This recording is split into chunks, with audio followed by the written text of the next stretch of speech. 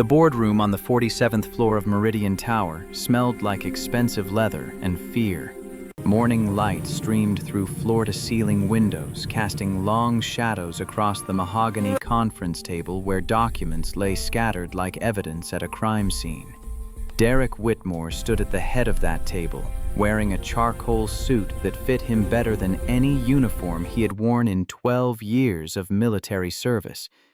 His hands rested flat against the polished wood, steady as a surgeon's, though his heart hammered against his ribs with the force of artillery fire. Margaret Ashworth sat 3 chairs away, her silver-streaked hair pulled back in a style that probably cost more than his monthly rent. Her eyes were red-rimmed, mascara smudged at the corners, and she kept touching a photograph that lay face down beside her untouched coffee cup. The photograph showed a man in his 60s with her same sharp cheekbones and determined jaw, her father, Senator Richard Ashworth. The man who had died in a fire 5 years ago because the sprinkler system in his home had been disconnected to save money on maintenance contracts. 2 FBI agents flanked the doorway, their badges catching the light every time they shifted their weight. They had arrived 20 minutes ago in unmarked sedans, and their presence had transformed the executive suite from a palace of commerce into something closer to a holding cell. The younger agent kept checking his phone.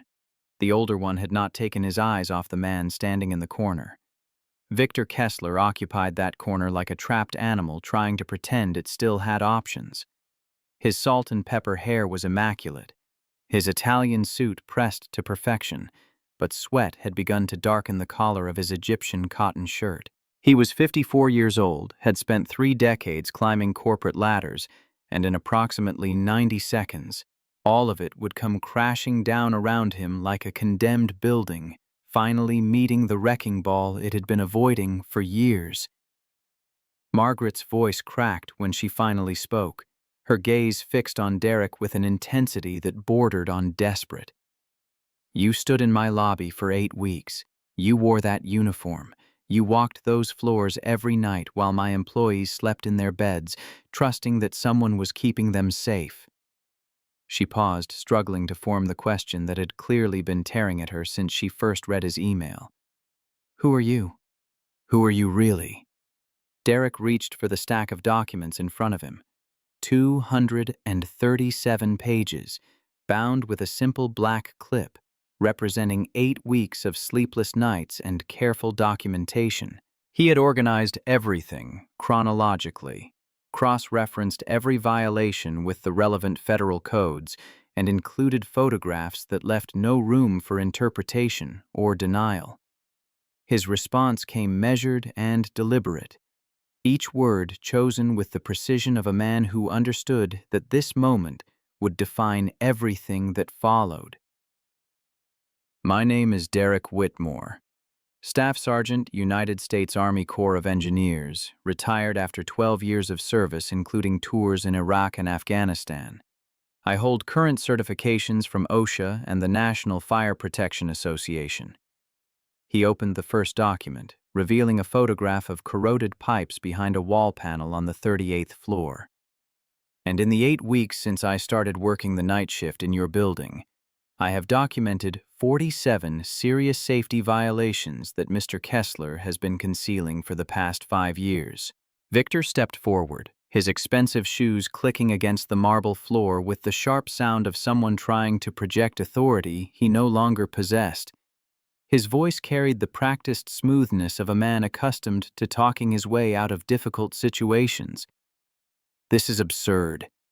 Miss Ashworth, this man is a disgruntled former employee who was terminated for violating security protocols. Whatever fantasy he has constructed from his limited understanding, $6.8 million. Derek did not raise his voice. He did not need to. The number hung in the air like smoke from a distant fire, impossible to ignore or explain away. That is how much money has been funneled through Kessler and Associates LLC over the past 5 years. A company with no physical address, no registered employees, and no record of ever performing any actual maintenance work. He turned to the next page, revealing a spreadsheet of payments and dates. "The contracts are in your files, Miss Ashworth. I found copies in the maintenance logs. Every invoice signed by a man named Gregory Simmons, who does not exist in any OSHA database, any state licensing registry, or any public record I could access." The older FBI agent shifted his weight, and Victor's composure cracked just slightly around the edges. His jaw tightened. His hands, which had been clasped behind his back in a pose of casual confidence, dropped to his sides and curled into fists. Margaret stared at the documents spread across her conference table.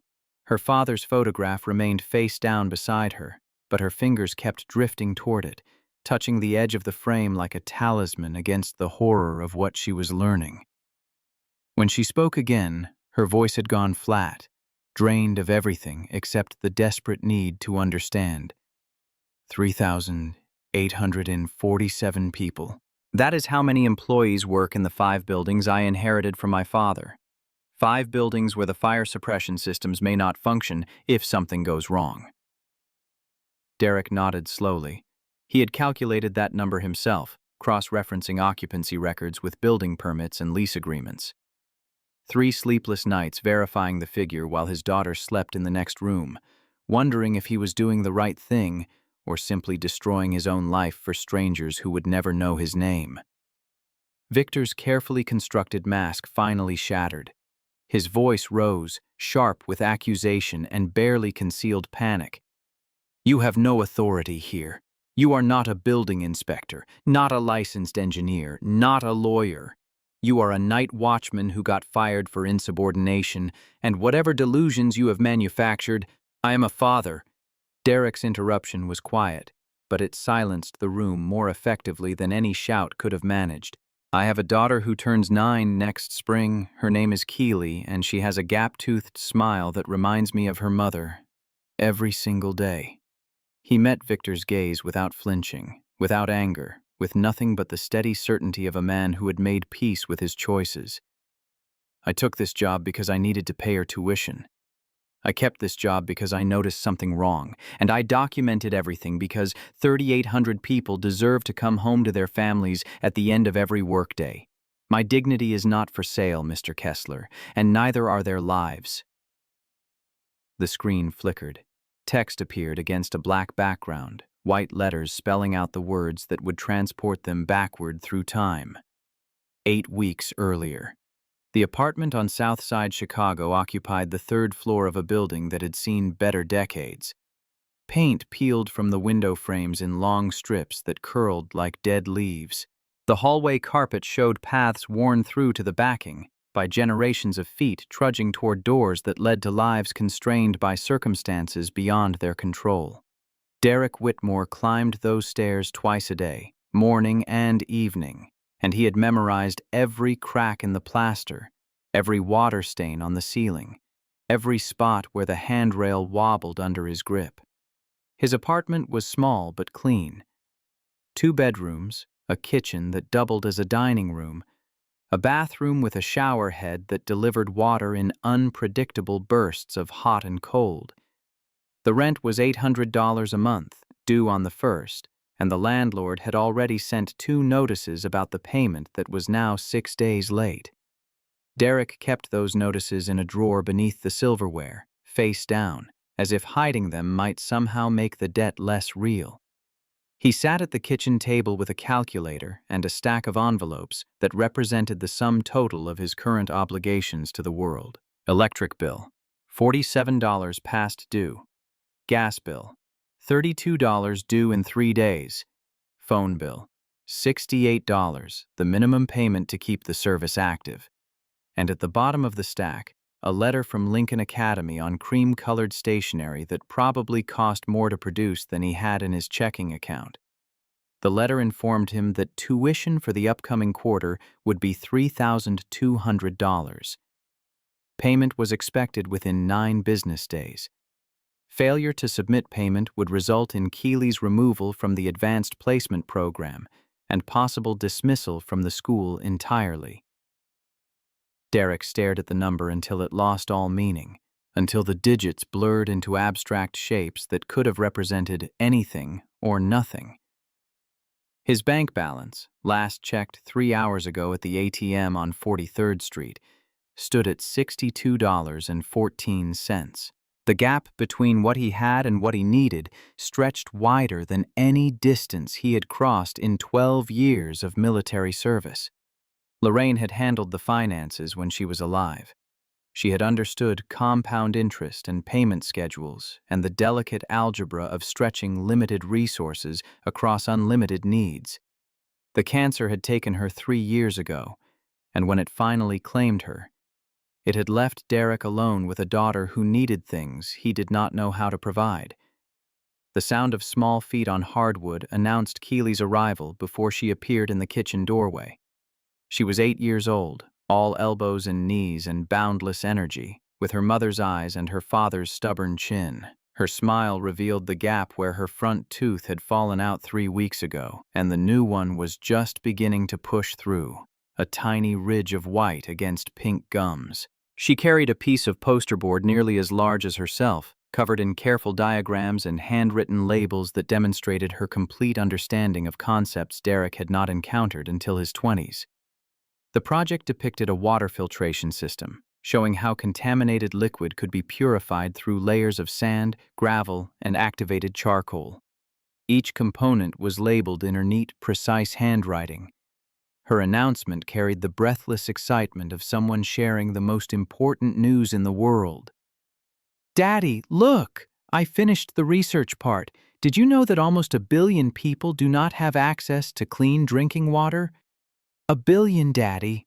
That is more people than live in the whole United States." Derek pushed the bills aside, creating space for her project on the kitchen table. He studied the diagrams with genuine interest, not because he understood the science, but because he understood what it meant that his daughter cared about problems larger than herself.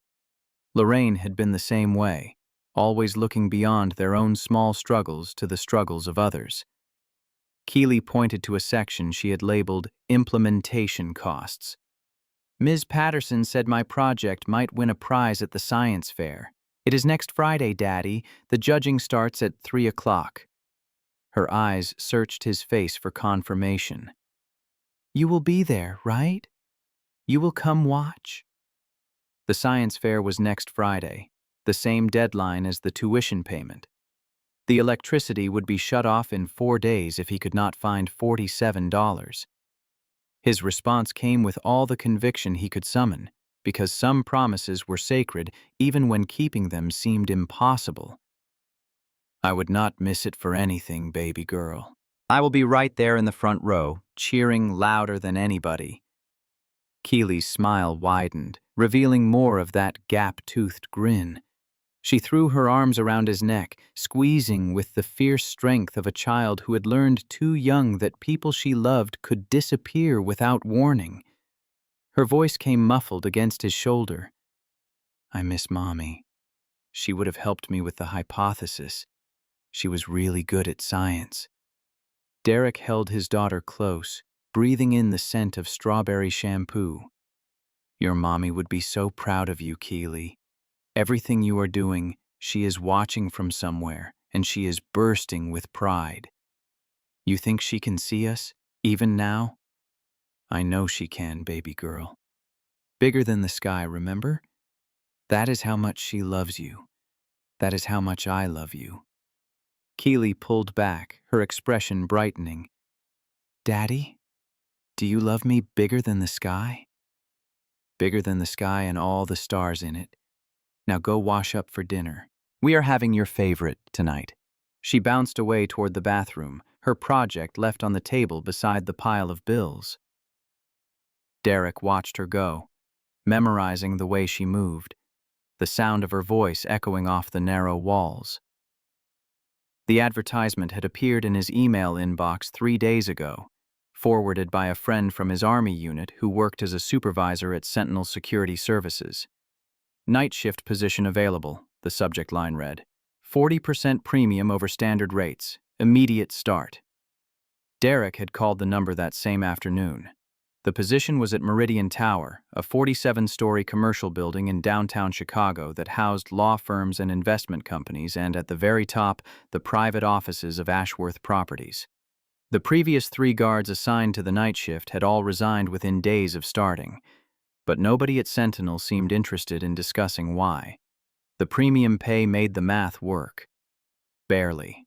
If he took the position and worked every available shift for 2 weeks, he could cover the tuition payment with 3 days to spare. He would miss dinners with Keely, would miss tucking her in at night, would miss the morning routine that had become the foundation of their relationship since Lorraine died.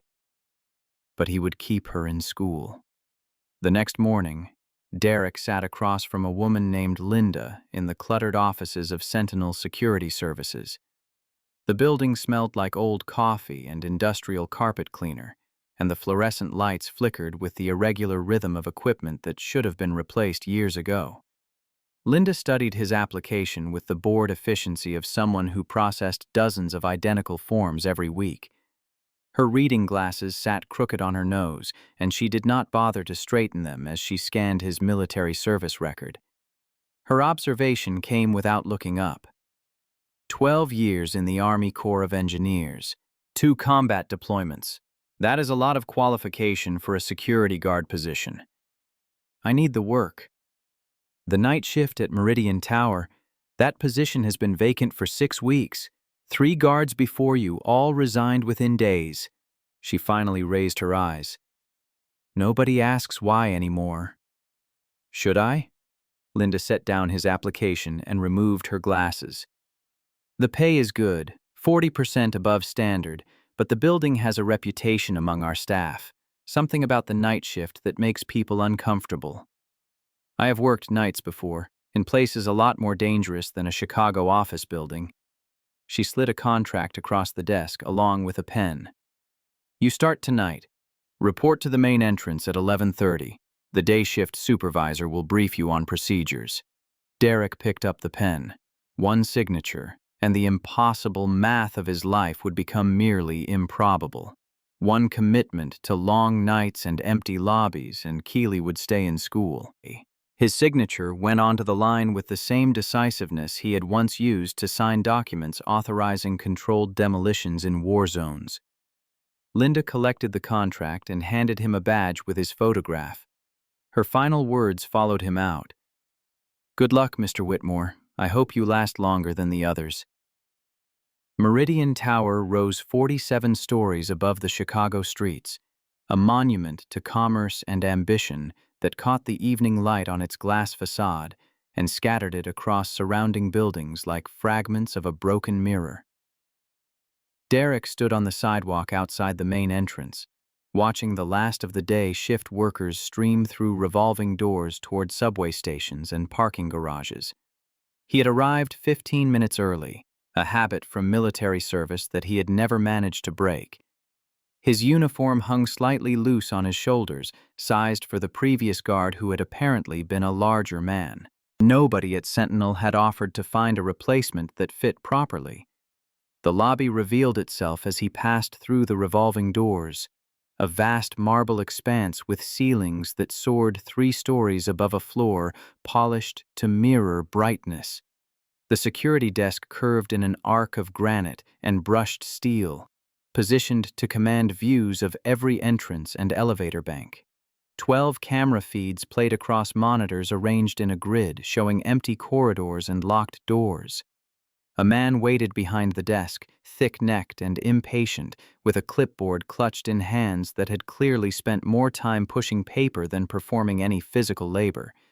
His name tag identified him as Sutton, and his eyes performed a quick assessment of Derek that lingered just slightly too long on certain details. The briefing came rapid-fire, delivered in the clipped tones of someone fulfilling an obligation rather than providing useful information. Pretty straightforward. Walk the first floor every 2 hours. Check the stairwell doors. Log everything in the book. Day shift handles anything above ground level, so do not worry about the upper floors. Derek's question came naturally. The rotation schedule mentions security checks on floors 30 through 40. Who handles those if day shift is gone? Sutton's hand moved toward the elevator button, but his movement paused. Something shifted in his expression, a flicker of calculation that disappeared almost before it registered. His response came carefully. "Those inspections are handled by the day team. You just worry about what is down here. But if there is an emergency on the upper floors during my shift, then you call the emergency line and wait for someone qualified to respond." Sutton's finger jabbed the elevator button twice. His eyes met Derek's with something like warning. "Listen, the last 3 guys who worked this shift thought they needed to be heroes.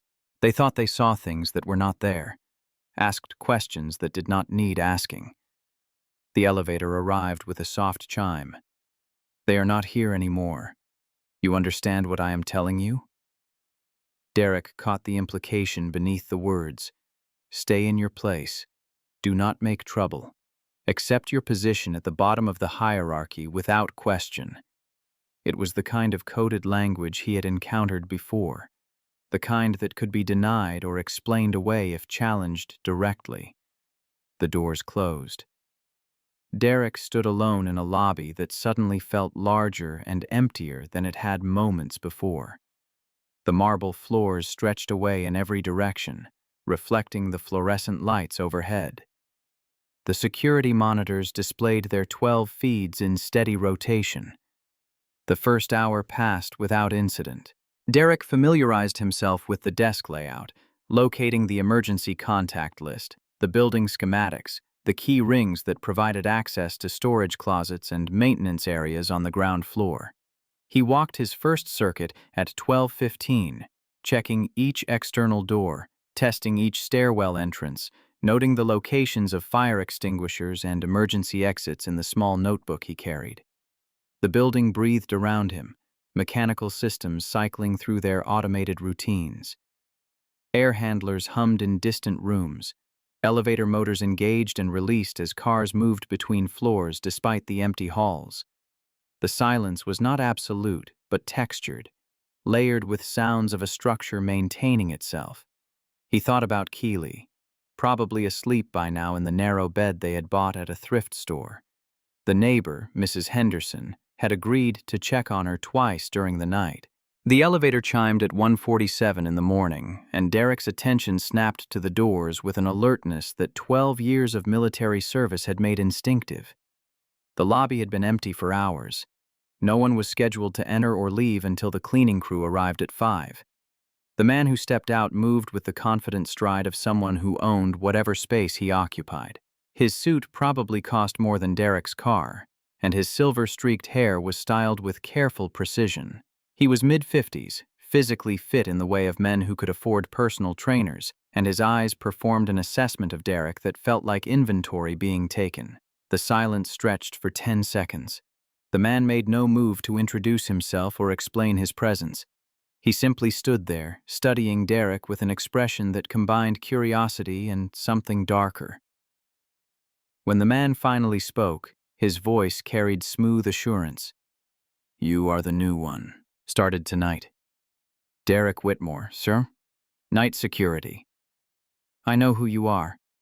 The man stepped closer, close enough that Derek could smell his cologne. "I make it my business to know everyone who works in my building." Derek noted the possessive pronoun. This was not the building's owner, but someone senior enough to feel entitled to claim ownership. The man's next words came slowly, weighted with implications. "The night shift is a specific kind of job, Mr. Whitmore. It requires a specific kind of person, someone who understands their role, someone who knows the value of staying in their lane." He paused. "People like you, in positions like yours, sometimes get confused about where the boundaries are. They start thinking they are more important than they actually are. People like you." The phrase hung in the air between them, carrying the weight of history and prejudice and assumptions that Derek had encountered too many times to count. "I am here to do my job, sir. I walk the floors, check the doors, log what I observe." "That is exactly right. Just observe. Do not analyze. Do not investigate. Do not get curious about things that do not concern you." He gestured toward the elevator bank. "What happens up there in the offices and conference rooms and executive suites, that is a different world. Your world is down here. The lobby, The ground floor, the margins. The man turned toward the private elevator at the far end of the lobby, the one that required a special key. His parting words drifted back. 3 guards before you, Mr. Whitmore.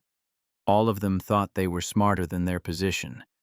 All of them started asking questions, making observations, stepping outside the lines someone had drawn for them.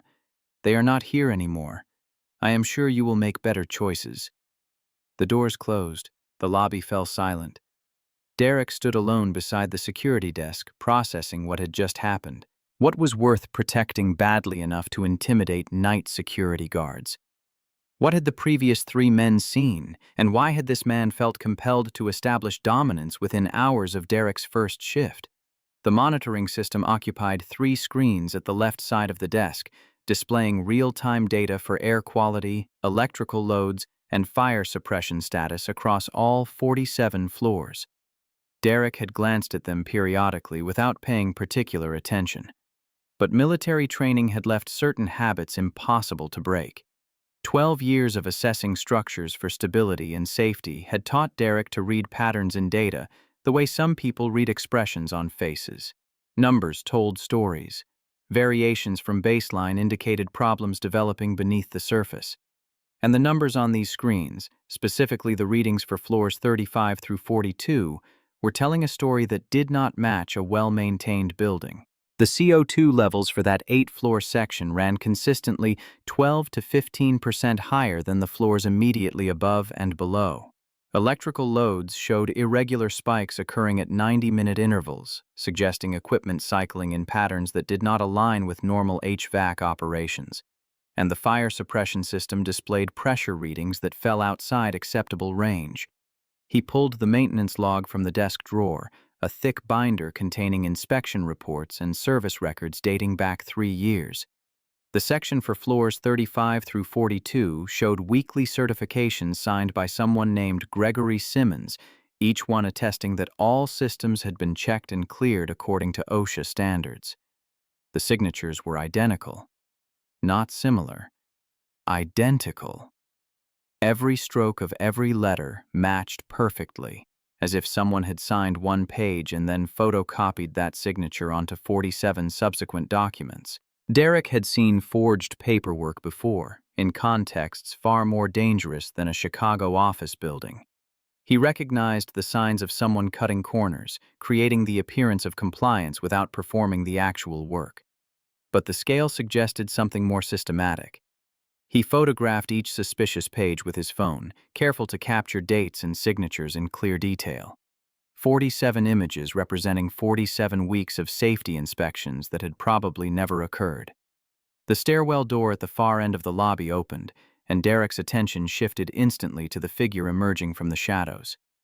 An older man, mid-60s, wearing worn coveralls of building maintenance staff.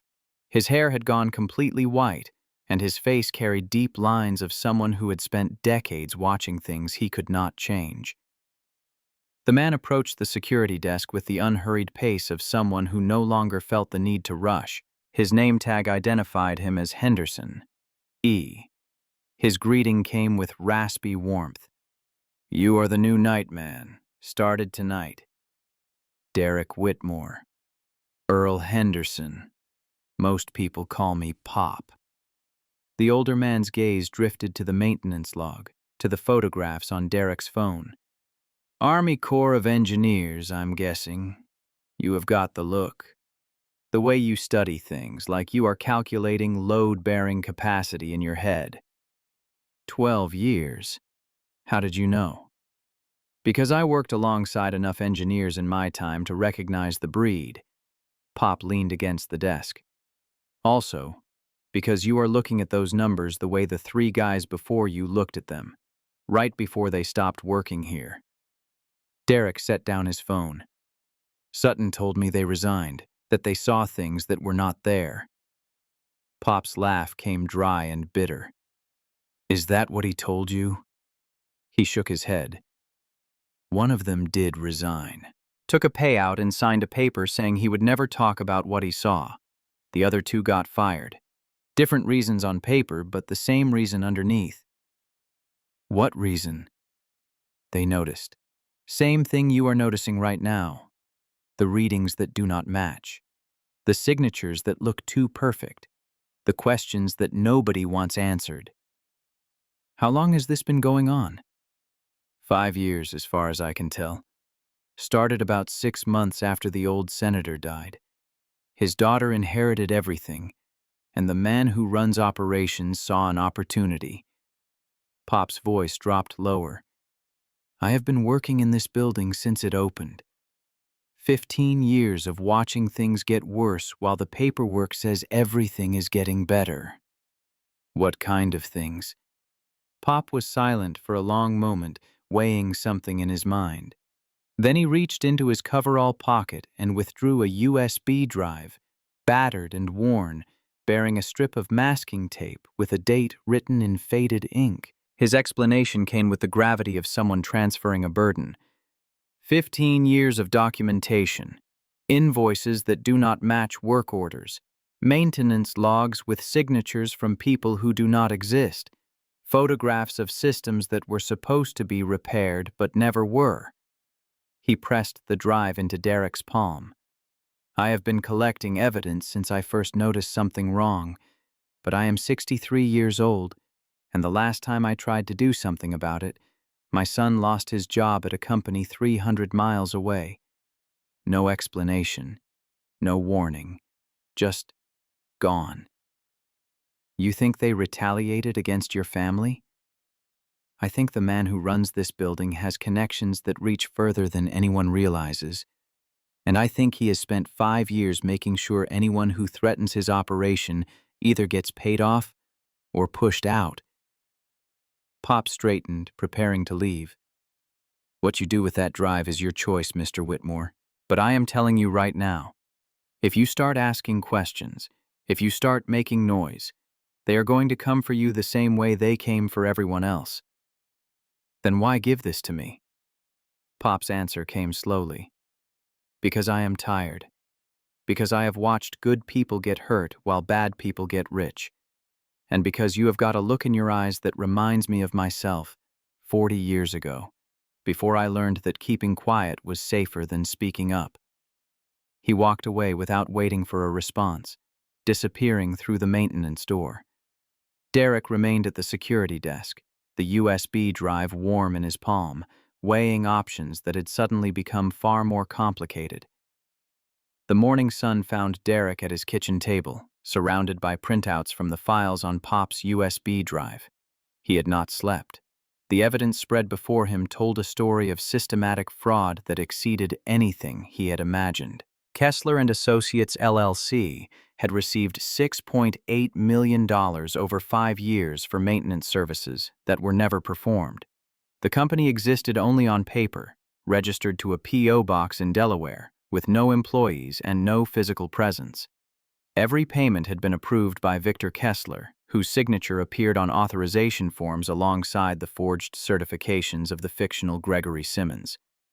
But the fraud was only part of the picture. The inspection reports covered fire suppression systems across 5 different Ashworth Properties buildings, representing a combined workforce of nearly 4,000 people. If the documentation was falsified, if the actual systems had not been properly maintained for 5 years, then every one of those workers was entering an unsafe environment every day without knowing it. The most devastating revelation came from cross-referencing maintenance records with news archives from 5 years earlier. Senator Richard Ashworth, Margaret's father, had died in a residential fire at his home in Lake Forest. The official investigation concluded that the sprinkler system failed due to improper maintenance, but the contractor responsible had never been held accountable. The contractor was Kessler and Associates. The maintenance schedule had been signed by Gregory Simmons. The investigation had been closed after a payment of $14,000 to the lead investigator's wife. Victor Kessler had not just embezzled money and endangered workers. He had contributed to the death of a United States senator through criminal negligence, then covered up his involvement while continuing the same practices. Keely emerged from her bedroom, rubbing sleep from her eyes. "Daddy, you look tired. Did you have a hard night at work?" Derek closed the folder containing the most damning evidence. I found something, baby girl. Something wrong that needs to be fixed. What kind of problems? Safety problems, like when someone does not do their job and other people might get hurt. Keely considered this with the seriousness she brought to her science fair project. What are you going to do? I am not sure yet. Sometimes doing the right thing is complicated. Mommy always said doing the right thing is simple. The hard part is doing it anyway, even when it costs you something. Derek pulled his daughter close. Lorraine had been right. The right thing was obvious. Document everything, report violations, protect thousands who had no idea they were in danger. The cost was equally obvious. His job, his income, his ability to pay Keely's tuition and keep the electricity on. Victor Kessler had made it clear that asking questions would have consequences, but Keely was watching. Every choice he made, every time he looked away from something wrong because confronting it was too dangerous, she was learning what kind of man her father was. That evening, as Derek prepared for his second night at Meridian Tower, his phone buzzed with a text message from an unknown number. The message contained only 5 words. "We know where she goes." His blood ran cold. He looked at Keely, absorbed in coloring her science project, unaware that the threat concerned her directly. Lincoln Academy. Her school. The second message arrived 30 seconds later. Smart people stay quiet. Quiet people stay employed. He deleted both messages, but he could not delete the fear they had planted. Victor Kessler, or whoever worked for him, had decided that intimidation was more efficient than waiting to see what Derek would do. Keely appeared at her bedroom door. "Daddy, are you okay?" Derek forced a smile. "Just work stuff, baby girl. Come here." She ran into his arms. He held her tight, feeling her small body against his chest. "Keely, I need you to promise me something. At school, stay close to your teachers. Do not talk to strangers. If anyone approaches you that you don't know, find an adult you trust. Can you do that?" Her eyes widened. "Is something wrong?" "Just being careful. Promise me." "I promise, Daddy." "Good girl." He kissed her forehead. "I love you bigger than the sky. Bigger than everything." Derek walked into the Chicago night, toward a building full of secrets that people were willing to threaten children to protect. He did not know that at that same moment, Victor Kessler sat in his darkened office on the 44th floor, watching security footage of Derek photographing documents and talking with Pop Henderson. He did not know that a meeting had been scheduled for the following morning, attended by lawyers and security consultants. He did not know that his name had been added to a list. All he knew was that somewhere above the marble lobby, people were making plans concerning his family's safety. And somewhere in that building, 47 floors of steel and glass concealed dangers that extended far beyond faulty fire suppression systems. The revolving door turned, admitting him to the lobby that had become a crime scene without his even realizing it. The fluorescent lights buzzed overhead.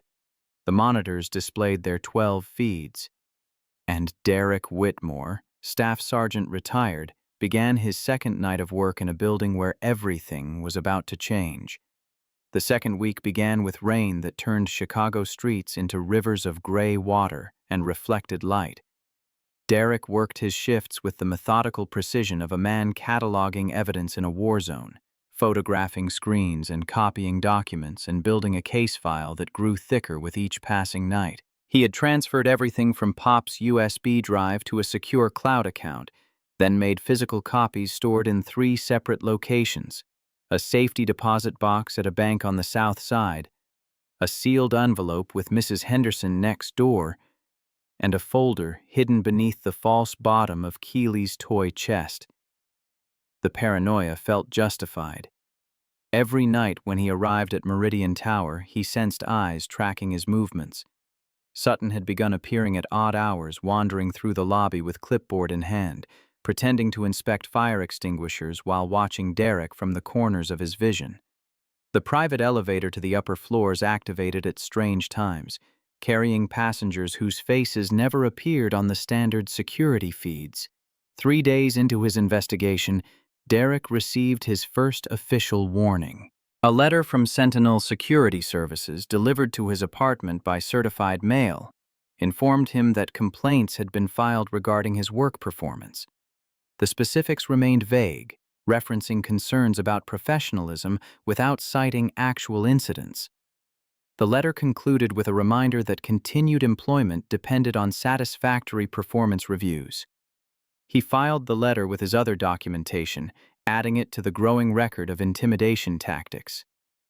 Someone was building a paper trail, establishing grounds for termination that would appear legitimate to anyone examining the records without understanding context.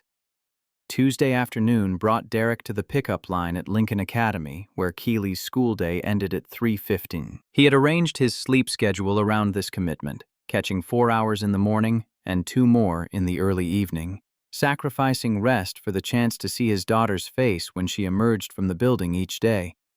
She appeared at 3:22, later than usual, moving through the crowd of children with a heaviness in her steps that Derek recognized immediately. Her backpack hung crooked on her shoulders. Her science fair project, which she had carried proudly for the past week, was nowhere in sight. He knelt beside the car as she approached, bringing himself to her eye level. The tracks of dried tears marked her cheeks, and her lower lip trembled with the effort of holding back more. His question came gentle, probing. "Baby girl, what happened?" The words spilled out in a rush, punctuated by hiccups and sniffles. "Tommy Peterson said I do not belong here. He said people like us do not have money for schools like this. He said my daddy is just a night watchman, and my mommy is dead, and we are only here because the school feels sorry for us." The phrase echoed in Derek's mind, connecting to conversations he had already endured in that marble lobby. People like us. The same coded language, the same assumptions, the same casual cruelty dressed in words that could be denied if challenged directly. He pulled Keeley into his arms, feeling her small body shake. "Tommy Peterson is wrong, baby girl. He is wrong about everything." "But he said—" "I do not care what he said." Derek held her at arm's length, meeting her eyes with steady intensity. "Listen to me. What I do for work does not define who I am. And who I am does not define who you are. You belong in that school because you are brilliant and hardworking and curious about the world. You belong anywhere you want to be." Keeley wiped her nose with her sleeve. "Tommy said his dad told him that people like us cause problems, that we do not know our place." The anger rose in Derek's chest, hot and dangerous, but he kept it contained. "You know what your place is, Keeley? Your place is wherever you decide to put yourself. Your place is in a laboratory discovering cures, or in a courtroom defending people who cannot defend themselves, or in a boardroom running a company that treats every person with dignity." He touched her chin gently. "Your place is not defined by what small-minded people think it should be. Your place is defined by what you are willing to work for." "Is that what you do, Daddy? Work for your place?" The question cut deeper than she could have known. "I try, baby girl. Every day I try to earn my place by doing what is right, even when it is hard, especially when it is hard." They drove home in silence that gradually softened into the comfortable quiet of two people who understood each other without words. Keeley fell asleep in the passenger seat, her head resting against the window, her breath fogging the glass in small circles. Derek watched her sleep and thought about Tommy Peterson's father, about the chains of prejudice that passed from generation to generation. He thought about Victor Kessler, about the marble lobby, about the numbers on those monitoring screens that nobody wanted to see. His daughter had been hurt because of who she was. And somewhere in that 47-story tower, thousands of other people's children were going to work every day in buildings where fire suppression systems might not function if disaster struck. The two situations were connected by the same fundamental disregard for human dignity, the same willingness to cut corners when the people affected were considered expendable. The anger found its focus. He would document every violation. He would build an airtight case, and he would make sure that the people responsible faced consequences. 3 floors above the lobby of Meridian Tower, in a conference room with views of the Chicago skyline, Victor Kessler conducted the meeting that would determine Derek Whitmore's fate. Present were Raymond Pruitt, who managed the facilities division with willful ignorance and plausible deniability, and Sutton, whose job title said security supervisor, but whose actual function was closer to enforcer. Victor stood at the head of the table, a manila folder open before him containing everything his private investigator had gathered about the new night guard: military service records, financial statements, family photographs, academic transcripts for an 8-year-old daughter at a school that cost more than the man earned in 6 months. His assessment emerged through cold calculus. He is not what we expected. 12 years Army Corps of Engineers, 2 combat deployments, specialized training in structural assessment and building systems. The man has more qualifications than half our actual maintenance staff. Raymond's response carried nervous energy. So, what does that mean for us? He can actually read those monitoring screens? It means he knows exactly what he is looking at when he sees those numbers. Victor closed the folder with a decisive snap. The previous guards noticed something was wrong, but they did not have the technical background to understand what they were seeing. Whitmore does. He could write a report that would hold up to federal inspection. Sutton leaned forward, thick fingers drumming against the conference table. You want me to handle it? Same as the others? Not yet. Victor moved to the window, staring out at the city that had made him wealthy through ambition and selective ethics. The others were simple. Offer money, apply pressure, make them go away. But this one has military training and nothing to lose. His wife is dead. His bank account is empty. The only leverage we have is his daughter, and using that kind of pressure creates witnesses and evidence. Raymond interjected with desperation. Then what do we do? If he goes to the authorities with what he knows, he has not gone yet. Victor's voice carried confidence, which means he is still gathering, still building his case. We have time to find his weakness, to understand what will make him cooperate. Everyone has a breaking point. The trick is finding it before they find the courage to act. He turned back to face his subordinates. Sutton, I want constant surveillance. Where he goes, who he talks to, what he does when he is not in this building. Raymond, start documenting performance issues. I want a file thick enough to justify immediate termination if we need to move quickly. And both of you, keep your mouths shut. The last thing we need is panic spreading through the organization. The meeting adjourned, but the machinery it had set in motion continued grinding toward its intended purpose: the systematic destruction of a man whose only crime was noticing what others had been paid to ignore. The third week brought Derek deeper into the labyrinth of Victor Kessler's corruption. He had established contact with Darnell Crawford, the guard who had preceded him by 6 months, through a series of carefully worded messages that eventually led to a phone conversation conducted from a prepaid device purchased at a gas station in Hammond, Indiana. Darnell's voice carried the tremor of a man who had learned to fear telephones and strangers. They gave me $12,000 to walk away. Showed up at my apartment with a check and a non-disclosure agreement. Told me my mother lived alone on the west side.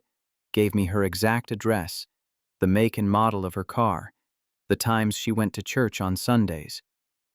Derek processed the information. But you kept evidence. You mentioned a recording. I kept everything. Photographs, documents, and a recording of Victor Kessler himself making the offer. He did not know I had my phone in my pocket when he came to deliver the ultimatum. Darnell paused, his voice dropping to barely above a whisper. But I never used any of it. Could not risk what they might do to my family. My daughter is 6 years old, man. 6 years old. I understand. I have a daughter too. Then you know why I took the money, why I signed their paper and moved 3 states away and tried to pretend none of it ever happened. The line crackled with interference. But it does not go away. Every time I see a news story about a building fire, every time I think about those people going to work in structures where the sprinklers might not work, I feel it. The guilt, the knowledge that I could have stopped it and did not.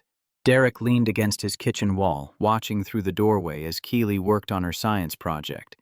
Would you be willing to testify if someone else brought the case forward? If there was enough evidence from other sources that your recording just corroborated what was already proven? The silence stretched for 20 seconds. When Darnell finally answered, his voice cracked. If you can bring them down, if you can actually make it stick, I will tell everything I know. But you better be sure, man. You better be absolutely certain before you move. Because if you miss, if you give them any chance to survive, they will come for you and everyone you love. The conversation ended with an exchange of secure contact information and a promise to remain in touch. Derek filed Darnell's account alongside the other evidence, another thread in the web he was weaving around Victor Kessler. But gathering documentary evidence from a distance was no longer sufficient. The numbers on those monitoring screens told a story, but Derek needed physical confirmation.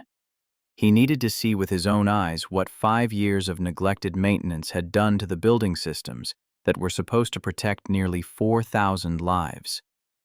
The decision to violate his instructions and access the upper floors came easier than expected. 12 years of military service had taught him that some rules existed to protect people, while others existed to protect institutions from accountability. The rule keeping night security away from floors 30 through 40 fell clearly into the second category. He made his move at 3:15 on a Thursday morning, when the building had settled into its deepest quiet. The stairwell door on the ground floor required only his standard access card. The doors at each subsequent landing required nothing at all, their magnetic locks disabled in what he recognized as a fire code violation that should have been corrected years ago. Floor 38 revealed itself as he emerged from the stairwell, a standard commercial office layout, cubicles and conference rooms. But Derek was not interested in desks and chairs. His attention focused on the infrastructure, the bones and organs of a building that could kill without warning if its vital systems failed. The sprinkler heads along the corridor ceiling showed the first signs of neglect. Paint overspray covered several nozzles, remnants of a renovation job that had prioritized aesthetics over safety. A blocked sprinkler head could delay water dispersal by critical seconds, allowing a small fire to become an inferno before suppression systems activated. He photographed each blocked nozzle, noting locations on the building schematic he had printed from files in the maintenance office. Then he moved to the utility room at the corridor's end, where exposed pipes and electrical panels told a more alarming story. Corrosion had eaten through sections of the fire suppression piping, leaving rust-red patches where metal had thinned to dangerous levels. Water stains on the floor suggested slow leaks ignored rather than repaired. The pressure gauge mounted on the main supply line showed readings 15% below the minimum specified in NFPA 25, meaning even if the blocked nozzles were cleared, the system might not deliver sufficient water to control a serious fire. The electrical panel displayed its own catalog of violations. Wiring had been modified without proper permitting, evidenced by amateur splices wrapped in electrical tape rather than professional junction boxes. The circuit breaker layout did not match the faded diagram posted beside it. 2 of the breakers showed scorch marks consistent with repeated overloading. Derek documented everything with the thoroughness his military training demanded. 47 photographs, each annotated with location data and relevant code references. 15 pages of handwritten notes citing specific violations of OSHA 1910-157, NFPA 25, and the International Building Code's fire safety provisions. A complete assessment that would hold up to any professional inspection and support criminal charges against anyone who had signed certifications attesting to the building's safety. He spent 2 hours on that floor, moving systematically through every accessible space. By the time he returned to the ground floor lobby, the sky beyond the tower's windows had begun to lighten with the approach of dawn. The evidence was comprehensive. The case was built. But exposing Victor Kessler through official channels would be slow, bureaucratic, filtered through layers of administration that could be corrupted or delayed. Derek needed a different approach, someone with authority and motivation to act decisively. Margaret Ashworth owned the building. Her father had died under circumstances that connected directly to Victor Kessler's criminal enterprise. If anyone had reason to want the truth exposed, it was the woman whose inheritance was being systematically looted while her employees worked in potentially lethal conditions. The challenge was reaching her. Standard communication channels would route his message through Victor's department, where it would be intercepted and destroyed. Derek needed a direct line that bypassed the corporate hierarchy entirely. He found his answer in an archived newspaper article from 4 years earlier, covering a charity gala where Margaret Ashworth had spoken about her father's legacy. The article included a photograph of the invitation, and in that photograph, partially visible in the corner, was a personal email address printed beneath the event details. The address might no longer be active. It might be monitored by staff rather than Margaret herself, but it represented his best chance of reaching someone who could actually take action. Victor Kessler learned about the unauthorized access within 6 hours. Security logs showed the stairwell door opening at 3:15, showed Derek Whitmore's badge activating on floor 38, showed the utility room door cycling through multiple open-close sequences consistent with extended inspection. He sat in his office reviewing the footage, watching the night guard move through spaces that had been explicitly declared off-limits. The man photographed everything, documented everything, behaved with the systematic thoroughness of a professional investigator rather than a curious amateur. This was no longer a minor inconvenience. This was an existential threat. Victor's call to his attorney, a man named Hartley whose billable rate exceeded what most Americans earned in a week, went to voicemail. "We have a situation. The new night guard has accessed the restricted floors and compiled documentation of everything we have been managing. I need legal counsel immediately regarding containment options." The termination paperwork was already prepared, waiting in Raymond Pruitt's desk for the moment when accumulated performance complaints justified immediate dismissal. Victor signed the authorization himself, backdating the approval to create the appearance of a process that had been ongoing for weeks rather than hours. But firing Derek Whitmore would not eliminate the evidence he had gathered. The documentation existed somewhere outside the building, copied and stored against exactly this contingency. Removing the man from his position might actually accelerate exposure by convincing him that official channels were closed. The situation required a different approach, something that would neutralize the threat without creating martyrdom, something that would make Derek Whitmore choose silence voluntarily. Victor picked up his phone and dialed a number from memory, a contact he had used twice before when problems required solutions that could not be discussed in conference rooms. The conversation lasted 90 seconds and ended with a figure that would be transferred to an offshore account within the hour. The machinery of destruction had been engaged. Within 48 hours, Derek Whitmore would understand exactly how much he had to lose. The termination notice arrived at Derek's apartment by courier at 9:30 the following morning. He had been awake for 22 hours, running on caffeine and adrenaline and grim determination. The letter cited multiple performance violations: failure to follow established procedures, unauthorized access to restricted areas, conduct unbecoming a security professional. Each accusation was documented with timestamps and witness statements, clearly fabricated after the fact, constructed to support a narrative of incompetence rather than describe actual events. He was given 30 minutes to surrender his badge and vacate the premises. His final paycheck would be mailed.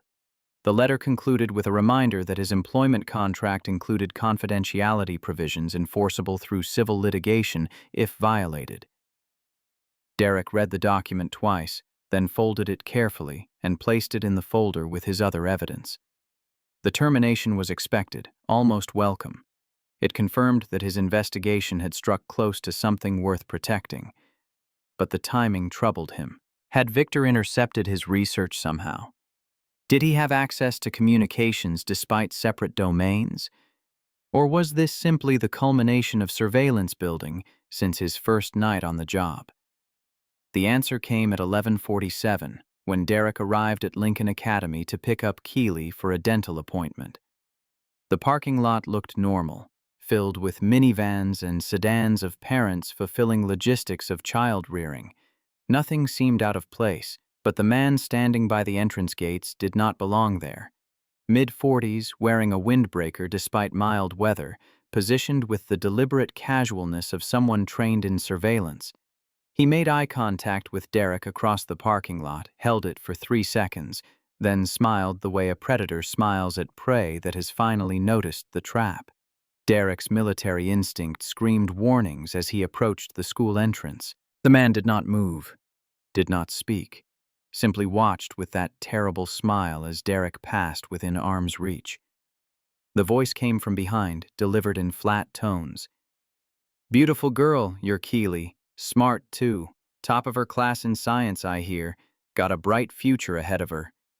Derek stopped, his hands curled into fists that wanted desperately to strike, to answer the implied threat with violence that would feel righteous and accomplish nothing. But he forced himself to turn slowly, to meet the man's eyes with the cold assessment of a soldier evaluating an enemy combatant. His words emerged controlled. "You need to leave. Now. Before you say something that creates consequences you cannot take back." "Just making conversation." The man's smile widened. "Lot of traffic around schools these days. Busy streets, distracted drivers. Kids running around without watching where they are going. Accidents happen. Shame when they happen to someone so young." The rage found its voice, cold and deadly. "You have no idea who you are threatening." "I am not threatening anyone, just observing." The man stepped back, hands raised in mock surrender. "But I would think about whether your current project is worth the risk. Some battles are not worth fighting. Some prices are too high to pay." He walked away without waiting for response, disappearing into the parking lot. Derek watched him go, memorizing every detail: height, weight, distinguishing features, the way he favored his left leg slightly as he walked.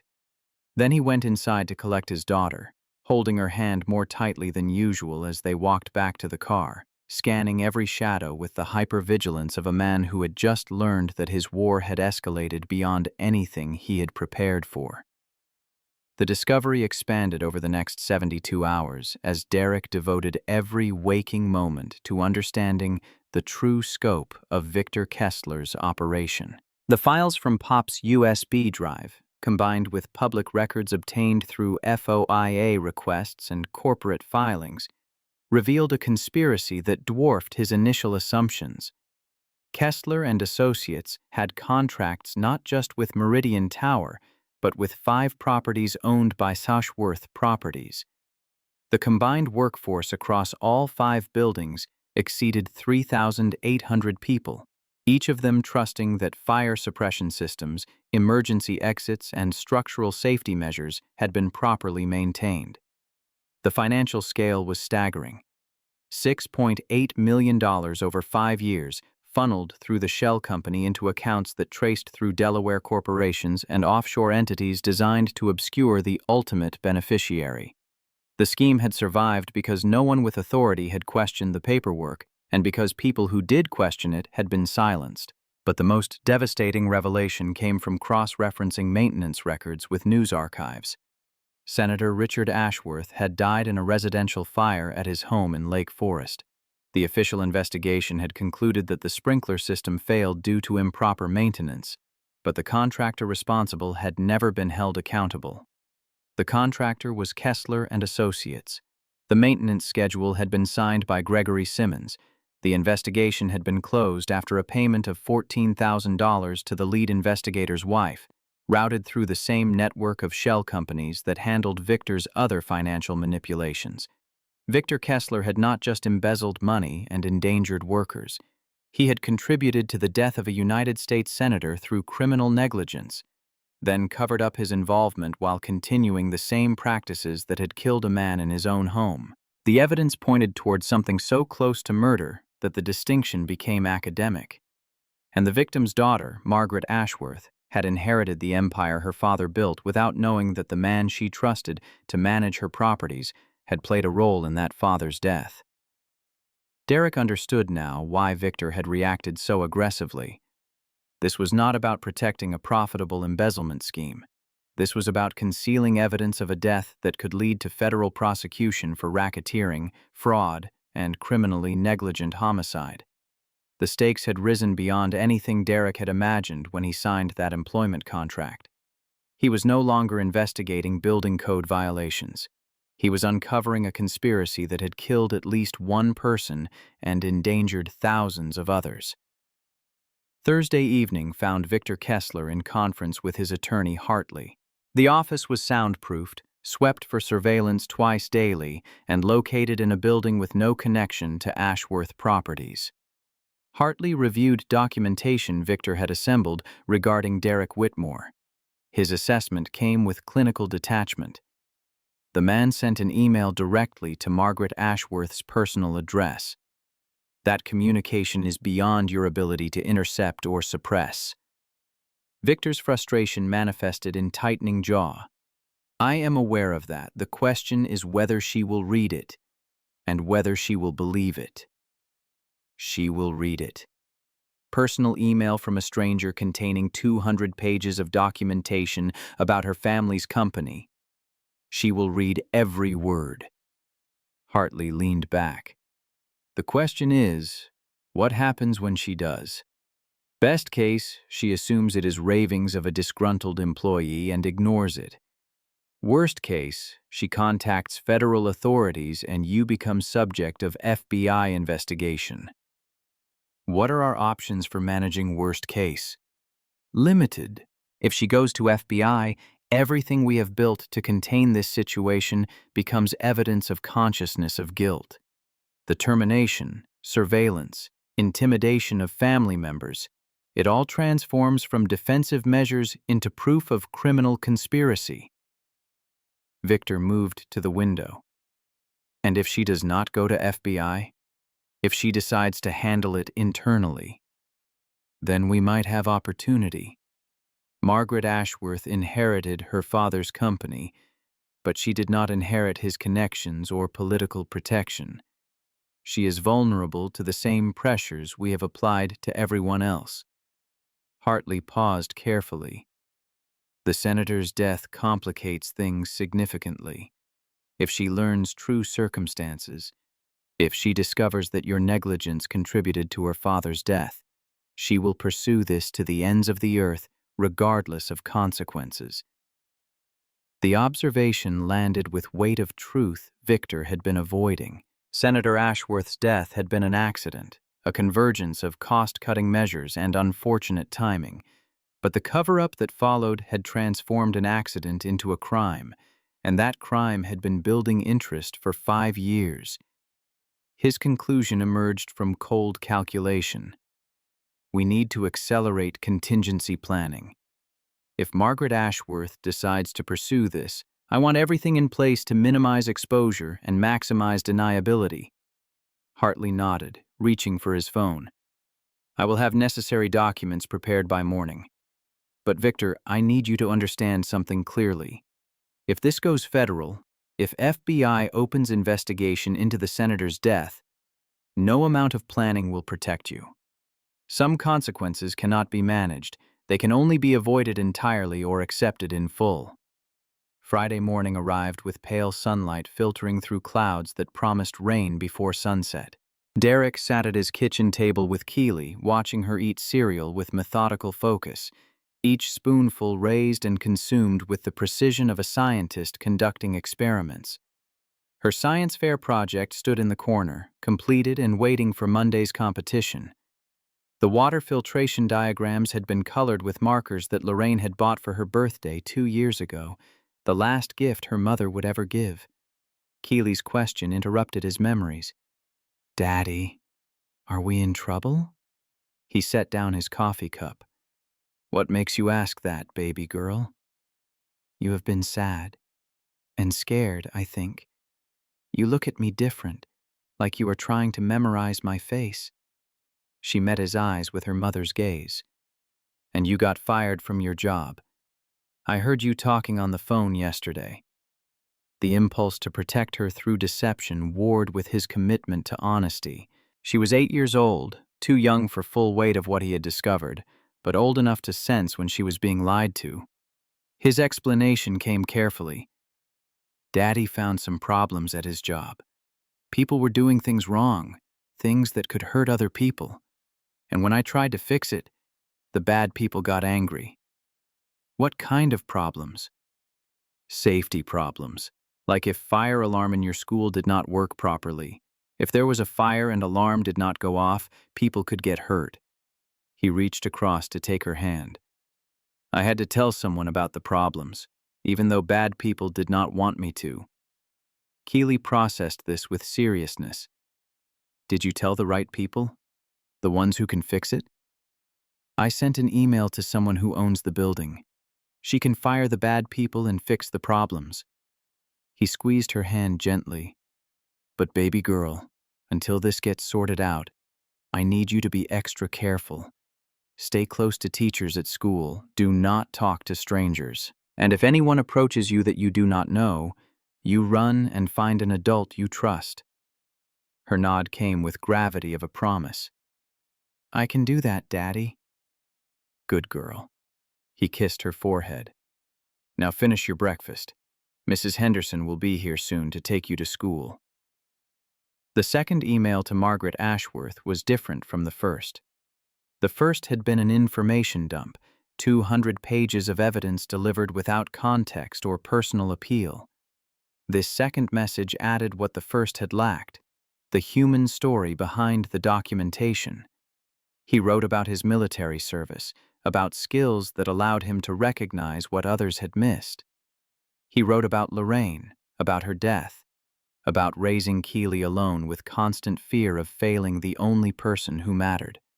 He wrote about the night he discovered forged signatures, about Pop Henderson and his USB drive, about Darnell Crawford and the recording that proved Victor Kessler's direct involvement. And he wrote about Senator Richard Ashworth, about maintenance records showing Kessler and associates responsible for fire suppression in his home, about payment to the investigator that closed the case, about 5 years of continued negligence that followed the senator's death. The message ended with simple plea: your father deserved justice, the thousands of people working in your buildings deserve safety, and my daughter deserves a father who tried to do the right thing, even when it cost him everything. His finger hovered over the send button as morning light shifted through his kitchen window. Keely's voice drifted from the bathroom, singing a song that Lorraine used to hum while cooking dinner. The button pressed. The message vanished. The die was cast. 3 hours later, his phone rang with unfamiliar number. The voice on the other end was female, professional. "Mr. Whitmore, please hold for Ms. Margaret Ashworth." A click. A moment of silence, and then a different voice, deeper and more commanding, with undertone of emotion suggesting recent crying or sleepless nights. "Mr. Whitmore, I have read both of your emails, all 237 pages." A pause heavy with significance. "I am sending a car to your address. We need to talk. In person. Today." The line went dead before Derek could respond. He stood in his kitchen, phone pressed against his ear, listening to silence while his heart hammered with awareness that everything was about to change. Outside, clouds had gathered over the city, fulfilling the morning's promise of rain. Lightning flickered in the distance, illuminating the skyline where Meridian Tower stood among its neighbors, 47 stories of glass and steel hiding secrets that were finally about to be exposed. Derek thought about Keely at school, about the science fair on Monday, about the life they had built from wreckage of Lorraine's death. He thought about the man in the windbreaker, about Victor Kessler in his corner office, about 3,800 people going about their ordinary lives without knowing how close some of them had come to catastrophe. The car would arrive within the hour. Margaret Ashworth wanted answers, and for the first time since he signed that employment contract, Derek felt something other than fear and determination. He felt hope. Tomorrow, everything would change. Tonight, he would hold his daughter and tell her that her father had done something worth doing, something that might finally matter in a world where too many wrongs went unchallenged and too many villains went unpunished. The waiting was almost over. The confrontation was finally about to begin. The black sedan arrived at 11:15, sliding to the curb outside Derek's building with the silent precision of machinery designed to convey important people through a world that parted before their passage. The driver was a woman in her 50s, uniformed and professional, who opened the rear door without speaking and waited for Derek to settle into leather seats that probably cost more than 6 months of his rent. The drive downtown took 40 minutes through traffic that seemed to recognize the vehicle's authority. Derek watched the city scroll past his window, the neighborhoods transitioning from residential blocks to commercial districts, to the glass canyon of the financial center where Meridian Tower rose among its neighbors like a monument to ambition and consequence. He had dressed carefully for this meeting, choosing the charcoal suit he had worn to Lorraine's funeral 3 years ago. The fabric still fit, though circumstances of its wearing had transformed from mourning to something closer to battle preparation. He carried a leather satchel containing copies of every document he had gathered, organized chronologically and cross-referenced with federal code citations. The sedan bypassed the main entrance, pulling into an underground garage that Derek had never known existed during his weeks of night shift work. The elevator that waited there required no badge, only the driver's presence as she escorted him into a car lined with mirrors and mahogany that rose directly to the 47th floor. The doors opened onto a reception area that made the ground floor lobby look austere by comparison. Original artwork hung on walls covered in silk fabric. The carpet absorbed footsteps so completely that movement became almost soundless. A woman in her 40s, immaculately dressed and radiating competence, rose from behind a desk that could have served as an altar. Her greeting came with practiced warmth. "Mr. Whitmore, Ms. Ashworth is expecting you. This way, please." The conference room beyond the reception area commanded views of Chicago that stretched to every horizon. Lake Michigan glittered in the distance, its surface catching afternoon light in patterns that shifted with each passing cloud. The table at the room's center could have seated 20, but only one person waited there, positioned at the head with documents spread before her like evidence at a trial. Margaret Ashworth looked older than her photographs suggested, grief and responsibility having carved lines around her eyes that makeup could not entirely conceal. Her silver-streaked hair was pulled back in a style that emphasized the sharpness of her features, and her hands, resting flat on the table's surface, trembled almost imperceptibly with emotion she was working to control. She did not rise when Derek entered. Instead, she studied him with the intensity of someone trying to reconcile the man before her with the image she had constructed from his emails. Her voice, when she finally spoke, carried weight of everything she had read and everything she had not yet decided. Her opening was direct, almost accusatory. "You stood in my lobby for 8 weeks. You wore that uniform, walked those floors, watched my employees come and go every day." She gestured to the chair across from her. "Sit down, Mr. Whitmore. Tell me why I should believe anything you have written." Derek settled into the indicated chair, placing his satchel on the table between them. "Because I have no reason to lie. I took a job as night security guard because I needed money to pay my daughter's tuition. Everything that followed came from simply paying attention to what was right in front of me. The documentation you sent.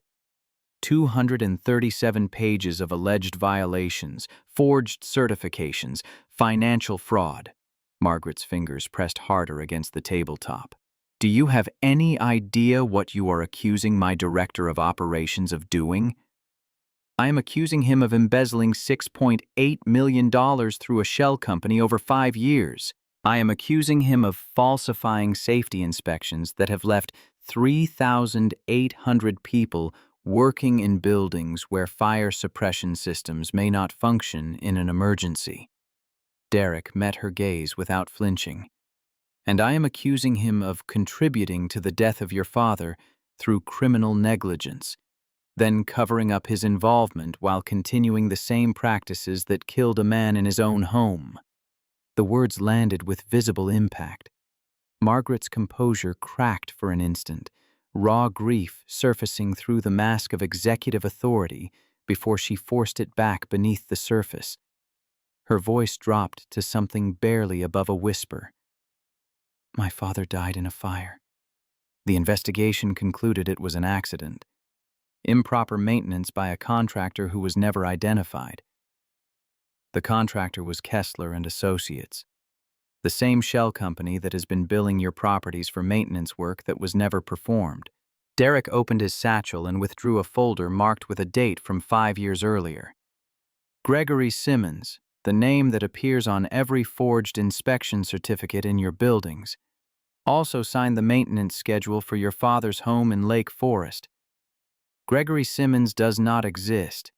He never has. Every document bearing that name was created to conceal Victor Kessler's negligence.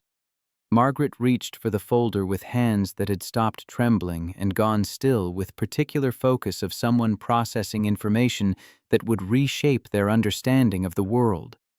She opened it slowly, studying documents inside with attention of a woman who had spent 5 years believing a lie and was finally confronting truth beneath it. Her examination lasted several minutes. Derek remained silent, allowing evidence to speak for itself.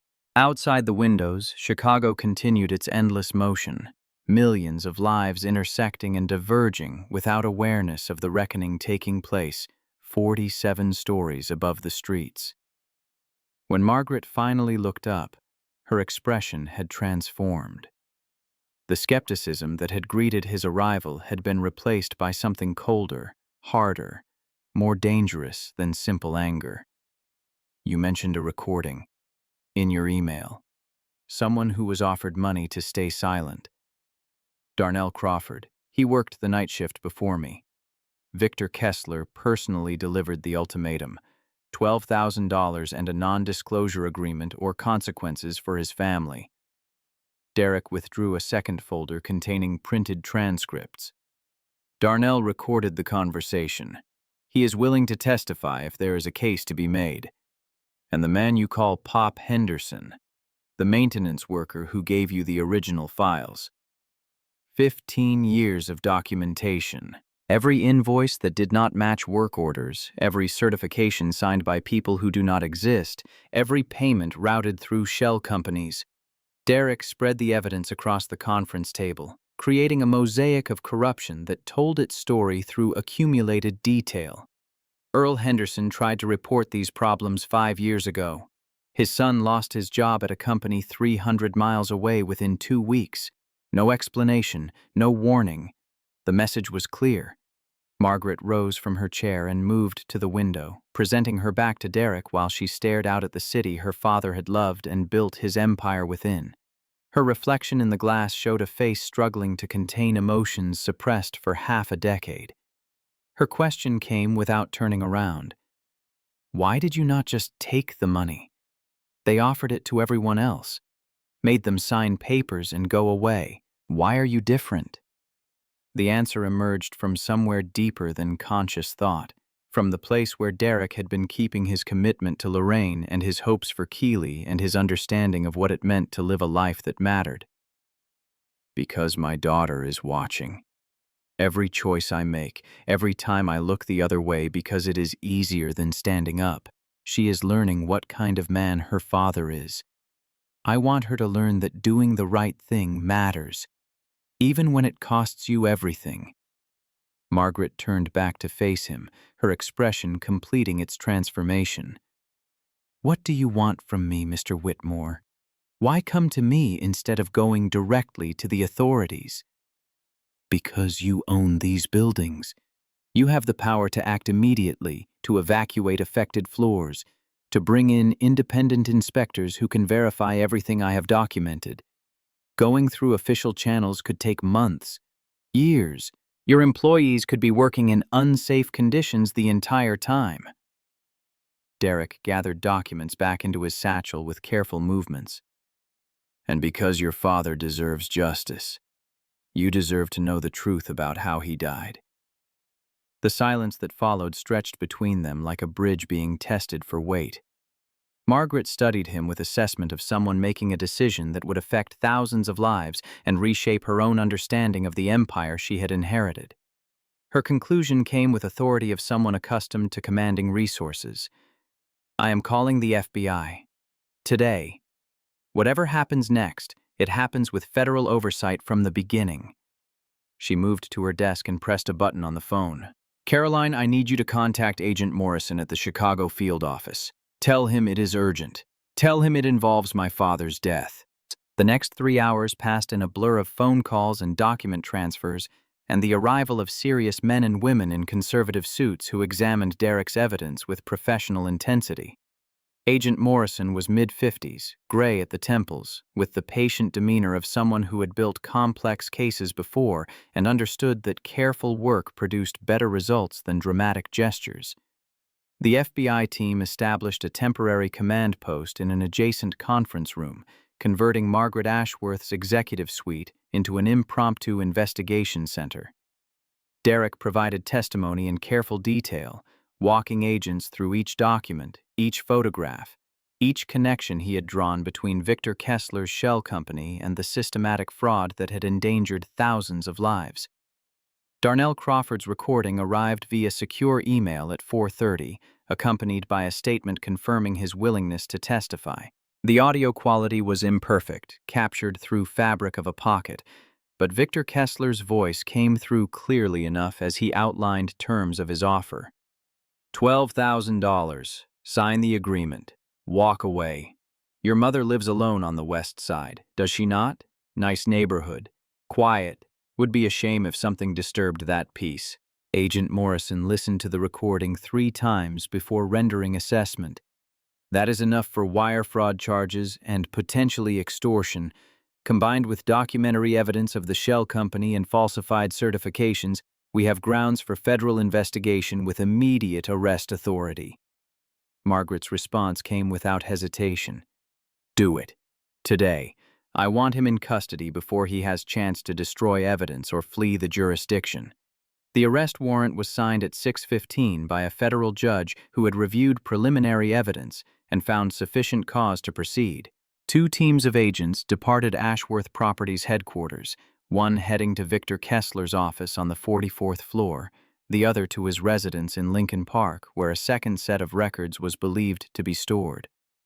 Derek remained in the conference room, watching through windows as Chicago sunset painted the sky in shades of orange and purple that reminded him of fires burning on distant horizons. Keely would be with Mrs. Henderson now, eating dinner and doing homework and wondering why her father had not come home at the usual time. He sent her a text message, simple and inadequate. "Something important happening. Will be home late. I love you bigger than the sky." Her response arrived within seconds, accompanied by a string of heart emojis. "Love you too, Daddy. Be safe." The arrest of Victor Kessler occurred at 7:42 in his office, where he had been working late despite the growing anxiety that had marked his behavior since Derek's termination.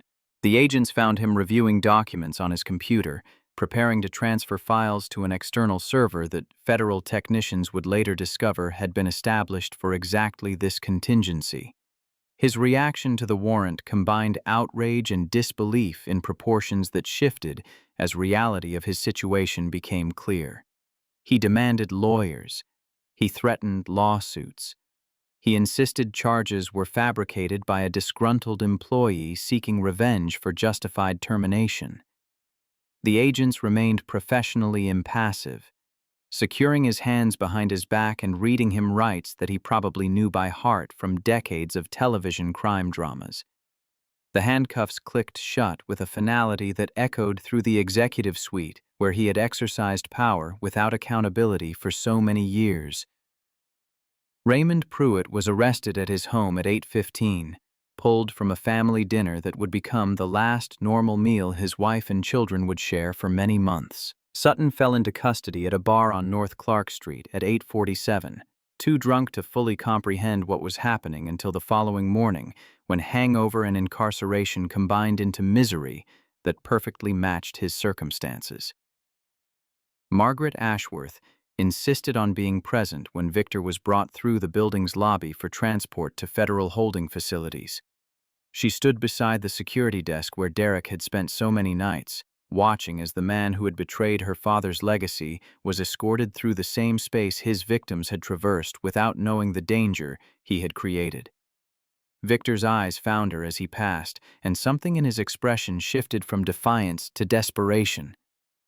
"Margaret, please. Whatever you have been told, there are explanations. Your father's death was an accident. I never meant for anyone to get hurt." Her response cut through his protestations with precision of a scalpel. "You took money from my family for work you never performed. You endangered thousands of people who trusted us to keep them safe. And my father died because you decided that maintaining fire systems was less important than maintaining your profit margins." She stepped closer, close enough that agents flanking Victor tensed with professional wariness. "You killed my father, Victor. Maybe not with your hands, maybe not intentionally, but you killed him just the same. Margaret, you will address me as Ms. Ashworth." Her voice carried cold authority of someone who had inherited power and was finally learning how to wield it. "And you will never speak to me again. Whatever happens to you from this point forward, you have earned through your own choices."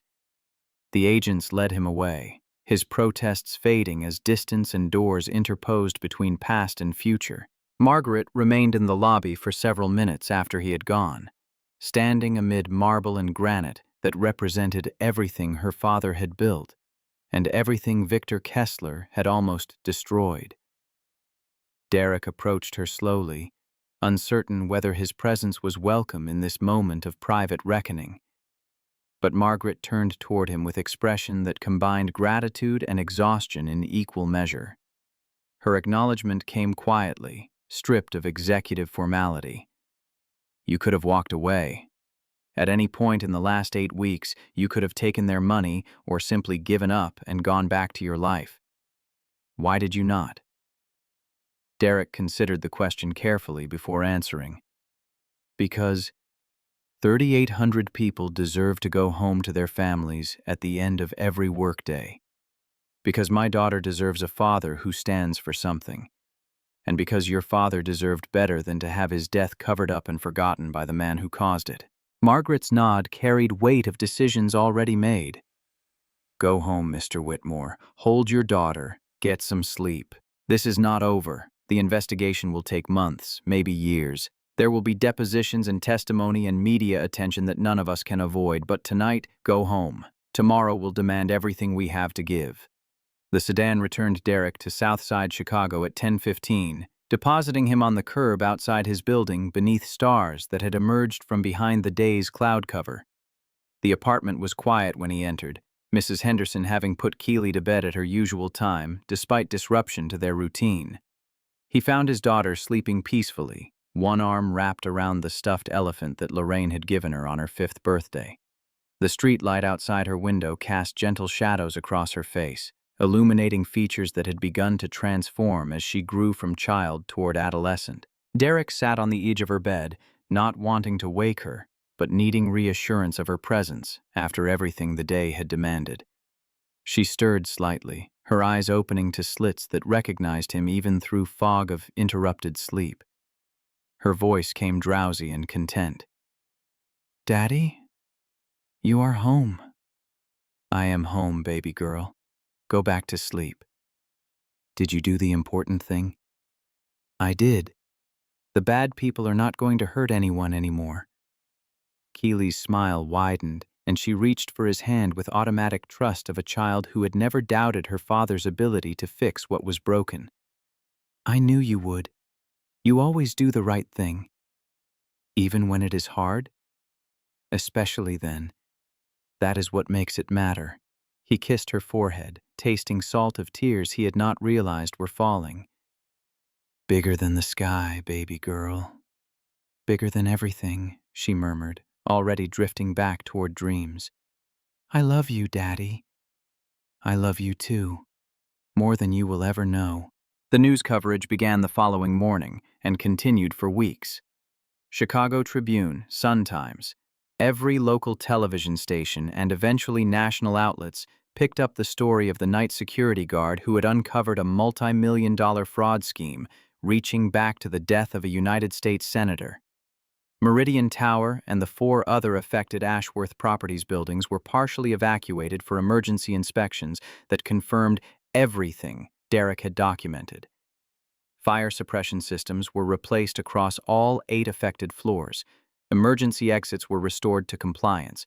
Electrical systems were brought up to code through renovations that cost Margaret Ashworth nearly $2 million in immediate expenses. The FBI investigation expanded beyond Chicago, revealing that Victor Kessler's shell company network had tentacles reaching into 12 additional properties across 3 states. Federal prosecutors assembled a case that would eventually result in charges including wire fraud, mail fraud, conspiracy, and criminally negligent homicide in connection with Senator Ashworth's death. Darnell Crawford testified before a grand jury, his recording playing through speakers in a room where power of federal law finally caught up with the man who had threatened his family. Pop Henderson provided his 15 years of documentation, each invoice and photograph and falsified certificate adding weight to the prosecution's case. The preliminary hearing occurred 6 weeks after the arrest, and Derek attended as a witness whose testimony would help determine whether sufficient evidence existed to proceed to trial. Victor Kessler sat at the defense table in an orange jumpsuit, his silver-streaked hair disheveled, his Italian suits replaced by government-issue clothing that marked his transformation from corporate predator to federal defendant. The prosecutor's questions walked Derek through his discovery, his investigation, his documentation of violations that had endangered thousands of lives. He answered each query with measured precision, presenting facts without editorializing, allowing evidence to construct its own narrative of corporate malfeasance and criminal negligence. Victor's attorney attempted cross-examination, probing for inconsistencies and motivations that might discredit Derek's testimony. The questions came sharp and skeptical, designed to portray him as a disgruntled employee seeking revenge for termination. His response to the attorney's final challenge became the moment that news cameras captured and networks replayed for days afterward. "You are asking whether I did this for money, or revenge, or attention. The answer is none of those things. I did this because almost 4,000 people walked into buildings every day trusting that someone was protecting them.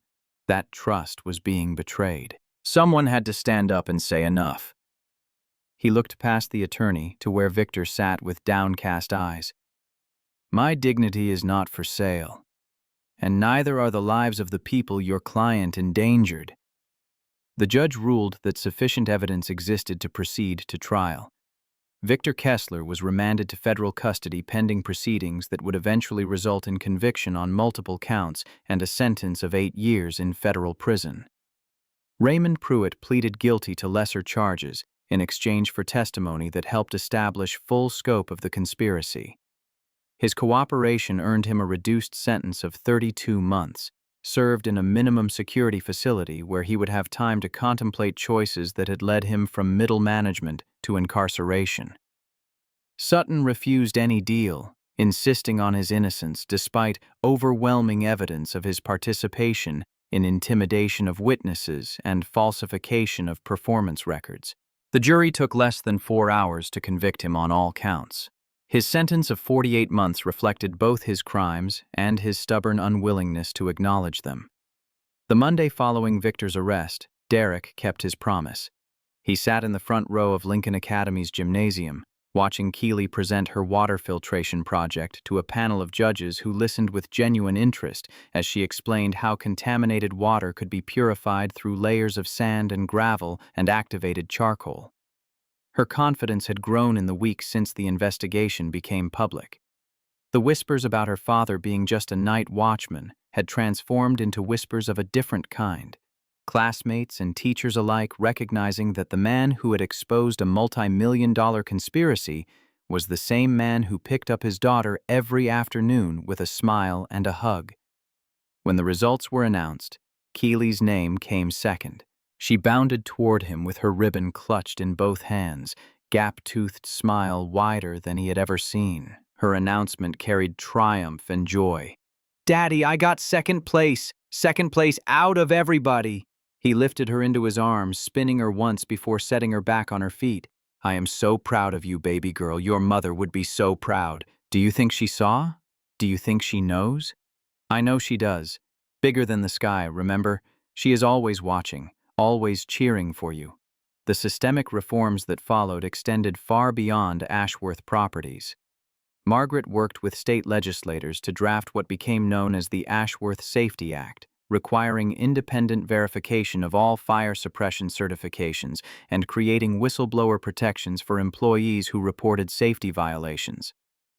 The bill passed both chambers unanimously and was signed into law by the governor at a ceremony where Derek stood beside Margaret on the State House steps. Pop Henderson retired with a ceremony that Margaret personally arranged, presenting him with a plaque commemorating his 15 years of documenting problems that no one else had been willing to acknowledge.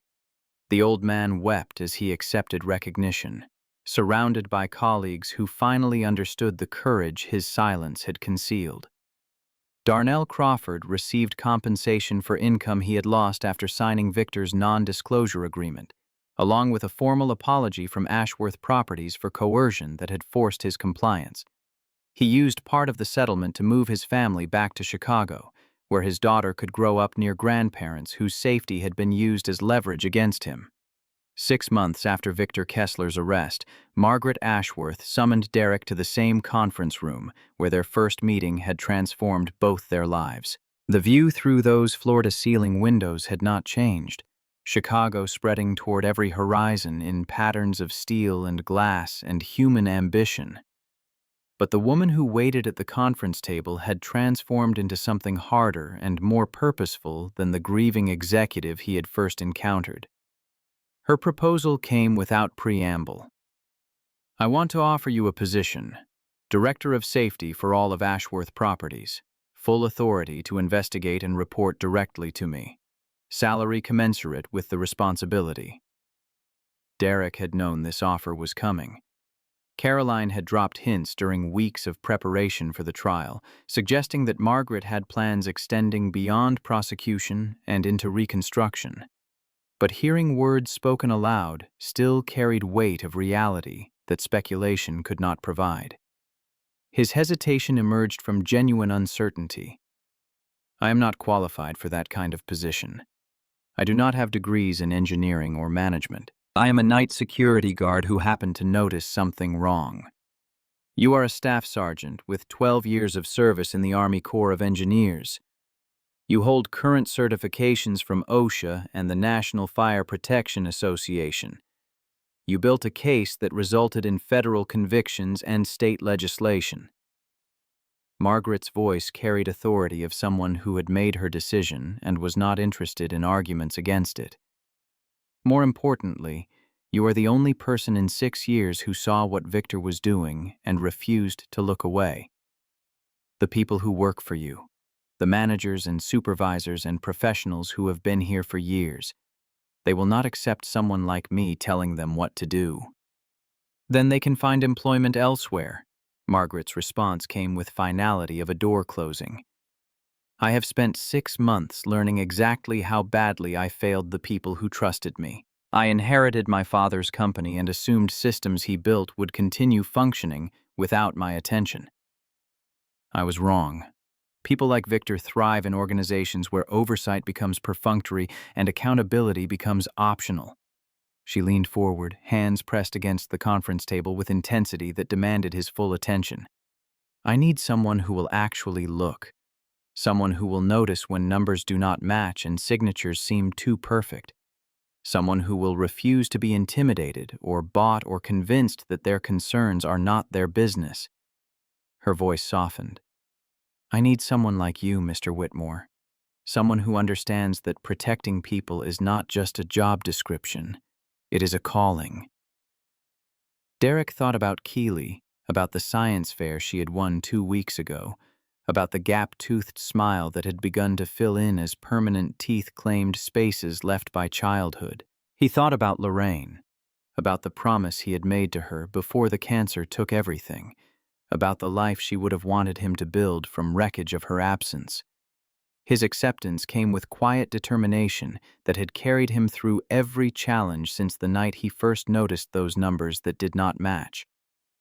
I want regular hours, no more nights away from my daughter, and I want authority to fire anyone who stands between me and the safety of the people in these buildings. Margaret's smile carried relief and vindication in equal measure. Done. Welcome to Ashworth Properties, Director Whitmore. The handshake that sealed their agreement represented more than a job offer accepted. It represented completion of a transformation that had begun 8 weeks earlier in a cramped apartment on the South Side, when a desperate father had signed an employment contract without reading the fine print and stumbled into a conspiracy that would reshape his understanding of courage and consequence. 18 months later, Lake Michigan stretched toward the horizon beneath a summer sky so blue it seemed painted by an artist who had never learned meaning of subtlety. The beach at Montrose Harbor spread in a crescent of sand and grass where families gathered to escape heat of the city and remember what it felt like to breathe air that had not been filtered through concrete and steel. Derek sat on a blanket spread across the sand, watching Keely play at the water's edge with freedom of a child who had finally been released from weight of adult concerns. She was 9 now, her gap-toothed smile fully transformed as permanent teeth claimed their proper places. The science fair ribbon pinned to her dress marked her victory in a competition where her water filtration project had earned first place and a scholarship to a summer program at Northwestern University. The changes in their lives since that first night at Meridian Tower sometimes felt like dreams remembered upon waking. The apartment on South Side had been exchanged for a house in Oak Park, modest but comfortable, with a yard where Keely could play and a kitchen where Derek had finally learned to cook meals that Lorraine used to make. The financial precarity that had driven every decision for 3 years had been replaced by stability that still felt unfamiliar despite its constancy. But the deepest changes were internal, invisible to anyone who had not known him during the desperate months when every choice was a calculation of survival. Derek had discovered something in himself during those weeks of investigation and confrontation, a capacity for moral courage that he had not known he possessed. Keely ran toward him through shallow water, her feet splashing silver droplets that caught afternoon light like scattered diamonds. She threw herself onto the blanket beside him, breathless with the particular joy that children found in simple pleasures. Her observation came with directness she had never outgrown. Daddy, do you ever think about the building? About what would have happened if you did not notice the bad things? Derek considered the question with seriousness it deserved. His daughter had grown old enough to understand some of what had happened, though he had shielded her from worse details of threats and intimidation. She knew her father had discovered something wrong and helped make it right. She knew people had been protected because he refused to look away. His response came slowly, shaped by 18 months of reflection. I think about it sometimes. I think about all the people who went to work every day without knowing they were in danger. I think about Senator Ashworth, who died because someone decided that maintaining fire systems was less important than making money. He put his arm around her shoulders, pulling her close. I think about how easy it would have been to just take money they offered and walk away. But you did not. No, baby girl, I did not. Why not? The answer emerged with simplicity, as if 18 months of complexity had finally distilled into truth that could be spoken without elaboration. Because you were watching. Every choice I made, every time I could have looked away and did not, you were learning what kind of person your father was. I wanted you to learn that standing up for what is right matters, even when it costs you something.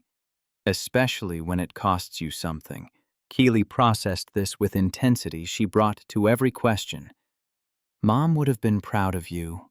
She always said that character is what you do when nobody is watching. Nobody was watching when I took those photographs and made those copies. Nobody was watching when I decided to send that email instead of accepting money. Derek smiled at memory of terror and determination that had preceded that decision. But I was watching myself, and I had to be able to look in the mirror the next morning without feeling ashamed. Is that why you still do the safety job, even though you do not have to work as hard anymore? Part of why I do this work is because it matters. Every building I inspect, every system I check, there are people trusting that someone is protecting them. I do not want to let them down. Keely leaned against him, her small body warm from summer sun and exertion of play. Her voice came drowsy with contentment of a child who felt safe and loved. Do you think we changed anything? I mean, really changed anything? Or will there be more bad people doing bad things somewhere else? The question carried more weight than she probably knew, touching edge of despair that sometimes pressed against Derek's consciousness in quiet moments between obligations. The world was vast and full of people who would choose profit over safety, who would endanger lives to preserve their comfort, who would threaten children to protect their crimes. But the answer he gave her was the answer he had chosen to believe, the answer that made continuing possible. We changed our corner, baby girl. The people who work in those buildings are safer now than they were before. The families who lost Senator Ashworth finally know truth about how he died. The laws in this state are stronger because of what we discovered.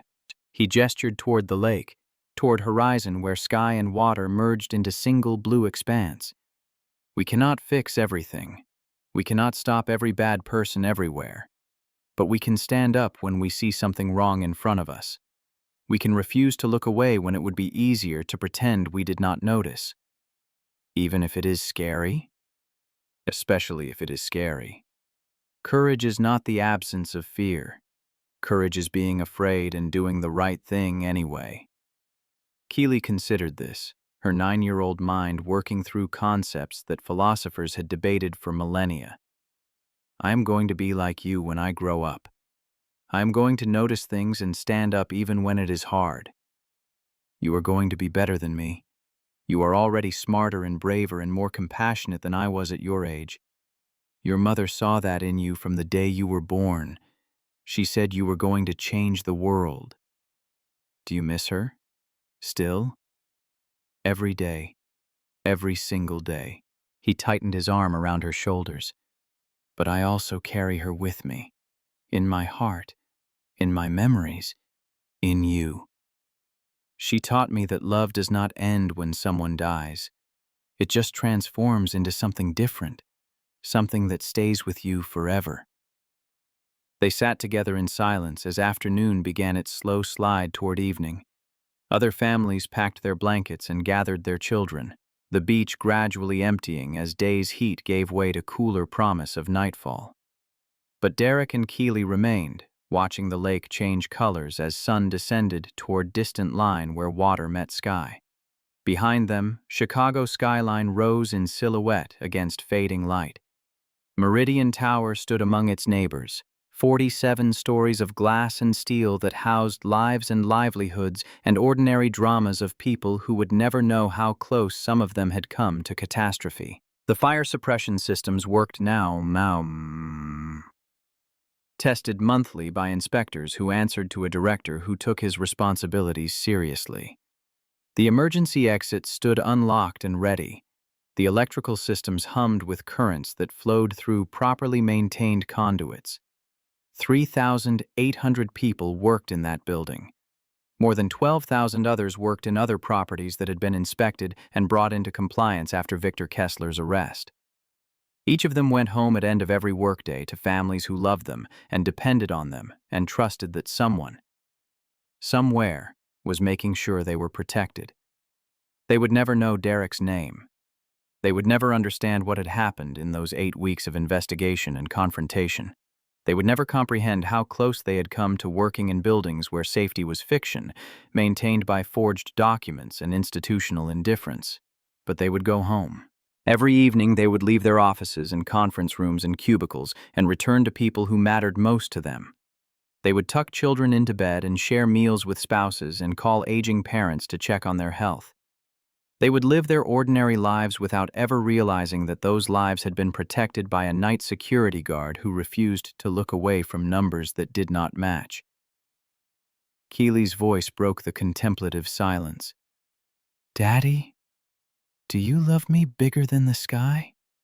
The question echoed through 18 months of transformation, connecting this moment to all the moments that had preceded it. The same words she had asked in their cramped apartment on South Side Chicago, when desperation had led him to sign a contract that would change everything. The same ritual affirmation that Lorraine had begun before death transformed it into legacy. Derek's response came with same conviction it always carried, unchanged by time or circumstance. Bigger than the sky and all the stars in it, bigger than the lake and the ocean beyond it, bigger than everything that ever was or ever will be. Keely smiled, her transformed grin no less radiant than it had been with gaps. "I love you too, Daddy. Thank you for being brave. Thank you for giving me something worth being brave for." They gathered their blanket and belongings as beach emptied around them. The walk back to the car carried them past families enjoying last of summer evening, children running and laughing and living carefree existence that childhood provided when adults did their jobs properly. The drive home wound through streets that Derek had come to know since moving to Oak Park, past schools and parks and houses where ordinary people lived ordinary lives. The sky above shifted from blue to orange to purple to deep velvet of approaching night, stars emerging one by one like promises being kept. Keely fell asleep in the passenger seat, her science fair ribbon still pinned to her dress, her breathing slow and regular with peace of a child who felt safe in the world. Derek drove in silence, thinking about the journey that had brought them from desperation to stability, from fear to hope, from darkness to light. He thought about Margaret Ashworth, rebuilding her father's legacy with determination of someone who had finally learned what that legacy truly demanded. He thought about Pop Henderson, enjoying retirement with recognition he had earned through 15 years of quiet courage. He thought about Darnell Crawford, reunited with his family and freed from fear that had driven him 3 states away. He thought about Victor Kessler, serving his sentence in a federal facility where fire suppression systems worked perfectly and emergency exits stood always unlocked. Justice had been served, not through vengeance or violence, but through patient accumulation of evidence and steady application of law. And he thought about Lorraine, whose memory lived in every choice he made and every value he upheld.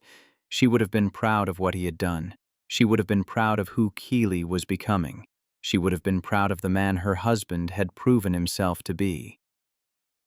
The house waited at end of their street, lights left on by timers that created illusion of occupancy during their absence. Derek carried Keely inside, her small body warm against his chest, her breath steady against his neck.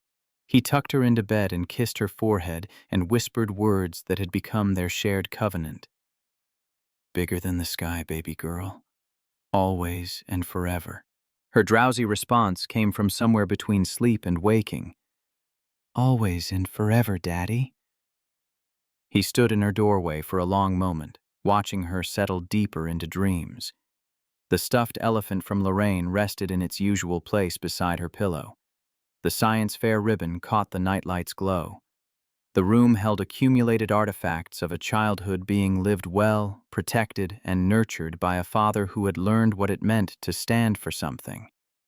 Tomorrow would bring new challenges, new responsibilities, new opportunities to make choices that mattered. The work of protecting people never ended, never rested, never stopped demanding attention and dedication and willingness to notice when something was wrong. But tonight, in this moment, everything was exactly as it should be.